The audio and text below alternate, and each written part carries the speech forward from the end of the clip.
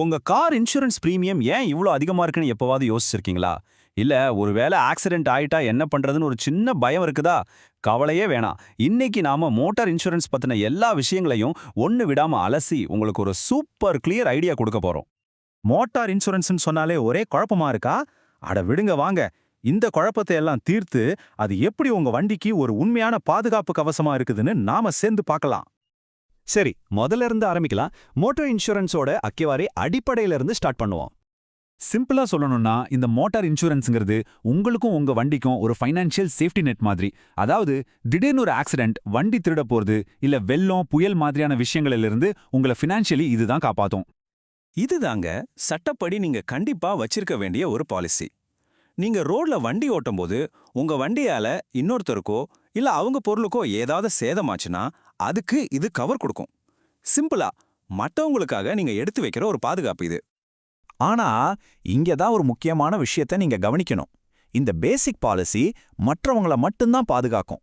உங்க சொந்த வண்டிக்கு ஏதாவது ஆச்சுன்னா அதுக்கு இதுல இருந்து ஒரு பைசா கூட கிடைக்காது. இது ரொம்ப ரொம்ப முக்கியமான பாயிண்ட். அப்போ நம்ம வண்டிக்கு என்ன பண்றது? அதுக்கு பாதுகாப்பு வேண்டாமா? கவலையே படாதீங்க, அதுக்கும் வழி இருக்கு. வாங்க நம்ம வண்டிக்கு சரியான கவசத்தை எப்படி செலக்ட் பண்றதுன்னு இப்ப பார்க்கலாம். இதுக்கு பேரு தான் ஓன் டேமேஜ் காப்பீடு. இது ஸ்பெஷலா உங்க வண்டிக்காக மட்டும். உங்க காரு, பைக்கு எதுவா இருந்தாலும் சரி, ஒரு ஆக்சிடென்ட், தீ விபத்து, திருட்டு இல்ல வெள்ளத்துல மாட்டிடுச்சுன்னா கூட இந்த பாலிசி உங்க வண்டிக்கான செலவை பார்த்துக்கும். அப்போ பாத்தீங்கன்னா நம்ம கிட்ட 2 விதமான பாதுகாப்பு இருக்கு. ஒன்னு தேர்ட் பார்ட்டி, அது சட்டத்துக்காக. இன்னொன்னு ஓன் டேமேஜ், அது நம்மளோட மன நிம்மதிக்காக, நம்ம வண்டிக்காக.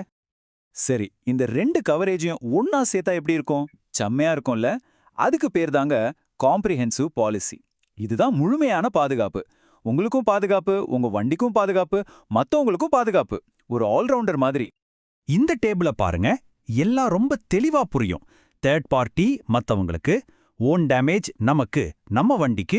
ஆனா எல்லாத்தையும் கவர் பண்ற ஒரு முழுமையான பாதுகாப்பு வேணும்னு நினைச்சீங்கன்னா உங்க சாய்ஸ் கண்டிப்பா காம்ப்ரிஹென்சிவ் இன்சூரன்ஸா தான் இருக்கணும். ஓகே, இப்போ உங்ககிட்ட ஒரு நல்ல பேசிக் பாலிசி இருக்கு. ஆனா அதோட நிறுத்திக்கலாமா? இல்ல, அதை இன்னும் பவர்ஃபுல்லா ஆக்கலாம். ஒரு ஸ்மார்ட் ஓனர் எப்படி தன்னோட இன்சூரன்ஸ்ல இருந்து அதிகபட்ச பெனிஃபிட்ஸ் எடுக்கறாங்கன்னு பார்க்கலாமா? நீங்க ஒரு சேஃபான டிரைவர்னா அதுக்கு ஒரு ரிவார்ட் வேண்டாமா? அதுதான் இந்த நோ கிளைம் போனஸ், அதாவது NCB.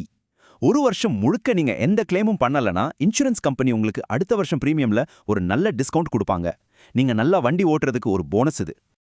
யோசிச்சு பாருங்க, ஜஸ்ட் சேஃபா டிரைவ் பண்ணதுக்காக மட்டுமே உங்க பிரீமியம்ல கிட்டத்தட்ட பாதி வரைக்கும் குறையுதுன்னா அதுதாங்க இந்த நோ கிளைம் போனஸோட பவர். உங்க இன்சூரன்ஸை இன்னும் ஸ்ட்ராங் ஆக்கணுமா? அதுக்கு தான் இந்த ஆட் ஆன்கள் இருக்கு. உதாரணத்துக்கு 0 டெப்ரிசியேஷன் கவர் எடுத்தா கிளைம் பண்ணும்போது வண்டியோட தேய்மான செலவை நீங்க கொடுக்க வேண்டியதில்லை. இன்ஜின் ப்ரொடெக்ஷன், ரோட் சைடு அசிஸ்டன்ஸ்னு இன்னும் நிறைய இருக்கு. இது ஒவ்வொன்றும் உங்க பாதுகாப்பை அடுத்த லெவலுக்கு கொண்டு போகும். ஒரு சின்ன உதாரணம் சொல்றேன். நார்மல் பாலிசில தண்ணி புகுந்து என்ஜின் பழுதாயிடுச்சுன்னா கவர் ஆகாது. ஆனா நீங்க சென்னையிலயோ இல்ல மழைக்காலத்துல வெள்ளம் வர மாதிரி ஒரு ஊர்லயும் இருக்கீங்கன்னா இந்த இன்ஜின் ப்ரொடெக்ஷன் ஆட் ஆன் உங்களுக்கு ரொம்ப ரொம்ப அவசியம். ஒரு மஸ்ட் ஹேவ்னே சொல்லலாம். எல்லாம் சரி, ஆனா ஒருவேளை ஏதாவது பிரச்சனை ஆயிருச்சுன்னா என்ன பண்றது? கிளைம் பண்றது பெரிய தலைவலி நினைச்சிட்டு இருக்கீங்களா? இல்லவே இல்ல. வாங்க அந்த ப்ராசஸ் எவ்ளோ சிம்பிள்னு பார்க்கலாம். பாருங்க, கிளைம் பண்றது ரொம்ப சிம்பிளான 4 ஸ்டெப் தான். முதல்ல உடனே உங்க இன்சூரன்ஸ் கம்பெனிக்கு ஃபோன் பண்ணிடுங்க. ரெண்டாவது, அவங்க கேட்குற RC புக், லைசன்ஸ் மாதிரி டாக்குமெண்ட்ஸை ரெடியா வைங்க. மூணாவது, சர்வேயர் வந்து வண்டியை பார்க்க அனுமதிங்க. கடைசியா அவங்க சொல்ற ஒர்க் ஷாப்ல வண்டியை சரி பண்ணிக்கலாம். அவ்வளவுதான், ரொம்ப ஈஸி. சூப்பர். இப்போ உங்களுக்கு இன்சூரன்ஸ் பத்தின அடிப்படையெல்லாம் தெரிஞ்சிடுச்சு. வாங்க இன்னும் கொஞ்சம் ஸ்மார்ட்டா யோசிச்சு ஒரு எக்ஸ்பர்ட் மாதிரி எப்படி பாலிசியை ஹேண்டில் பண்றதுன்னு சில டிப்ஸ் பார்க்கலாம். இந்த கேள்விதான் எல்லார் மனசுலயும் இருக்கும். பிரீமியத்தை எப்படி குறைக்கிறது? இதுக்கு பதில் இருக்கா? கண்டிப்பா இருக்கு. குறைக்க முடியும். பிரீமியத்தை குறைக்க சில சிம்பிள் வழிகள் இருக்கு. உங்க NCB டிஸ்கவுண்ட்டை மறக்காம யூஸ் பண்ணுங்க. உங்க வண்டியில ஒரு சர்டிஃபைடு ஆன்டி தெஃப்ட் டிவைஸ் போட்டா அதுக்கும் டிஸ்கவுண்ட் கிடைக்கும். ரினியூவல் பண்ணும்போது உங்க IDVயை சரியா செட் பண்ணுங்க. அப்புறம் உங்களுக்கு உண்மையிலே தேவைப்படாத ஆட் ஆன்களை எடுத்து விட்டுடலாம். நாம இப்போ IDV பத்தி பேசணும்ல, அப்படின்னா என்னன்னு பார்க்கலாம். IDVனா இன்ஷூர்ட் டிக்ளேர்ட் வேல்யூ. சிம்பிளா சொன்னா உங்க வண்டியோட இன்னைய மார்க்கெட் மதிப்பு. ஒருவேளை வண்டி திருடு போயிட்டாலோ இல்ல மொத்தமா டேமேஜ் ஆயிட்டாலோ இன்சூரன்ஸ் கம்பெனி உங்களுக்கு கொடுக்கிற அதிகபட்ச தொகை இந்த IDV தான். சோ இங்க தான் ஒரு ட்விஸ்ட் இருக்கு. நீங்க ஐடிவியை குறைச்சா உங்க பிரீமியம் குறையும், அது உண்மைதான். ஆனா அதே சமயம் உங்களுக்கு கிடைக்க போற கிளைம் தொகையும் குறைஞ்சிடும். அதனால பிரீமியம் கம்மியா இருக்குன்னு ரொம்ப குறைவான ஐடிவியை செட் பண்ணிடாதீங்க. சரியான பேலன்ஸை கண்டுபிடிக்கிறது ரொம்ப முக்கியம். சரி, கடைசியா சில முக்கியமான ரிமைண்டர்ஸ். 1, உங்க பாலிசியை டைமுக்கு ரினியூ பண்ணிடுங்க, அப்பதான் உங்க என்சிபி தப்பிக்கும்.